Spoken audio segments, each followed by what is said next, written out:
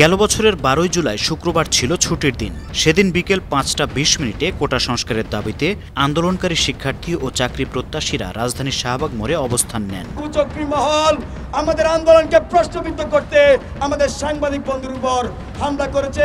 কোটা বৈষম্য নিরসনে এক দফা দাবি সহ সারা দেশের বিভিন্ন স্থানে বাংলা ব্লকেড কর্মসূচিতে হামলার প্রতিবাদ ও বিচারের দাবিতে বিক্ষোভ মিছিল ও সমাবেশ করেন তারা।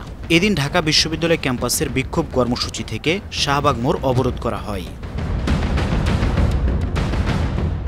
বিকেল 5টার দিকে ঢাকা বিশ্ববিদ্যালয় গ্রন্থাগারের সামনে থেকে বৈষম্য বিরোধী ছাত্র আন্দোলন ব্যানারে মিছিল বের হয়। তখন শাহবাগের মেট্রো রেল স্টেশনের নিচে ব্যারিকেড দেয় বিপুল সংখ্যক পুলিশ, তবে তারা আন্দোলনকারীদের বাধা দেয়নি।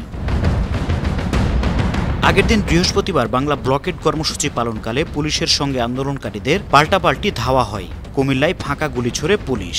এর প্রতিবাদে ওই রাতে শাহবাগে আন্দোলনকারীদের সমন্বয়ক নাহিদ ইসলাম শুক্রবার সারা দেশে বিশ্ববিদ্যালয় ও কলেজ ক্যাম্পাসে বিক্ষোভ সমাবেশ ঘোষণা করেন।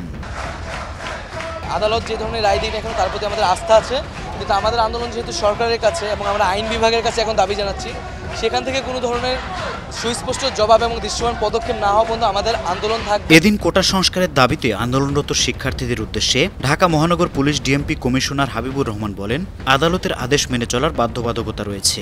আইন শৃঙ্খলা ভঙ্গের কোনো কার্যক্রম বরদাস্ত করা হবে না।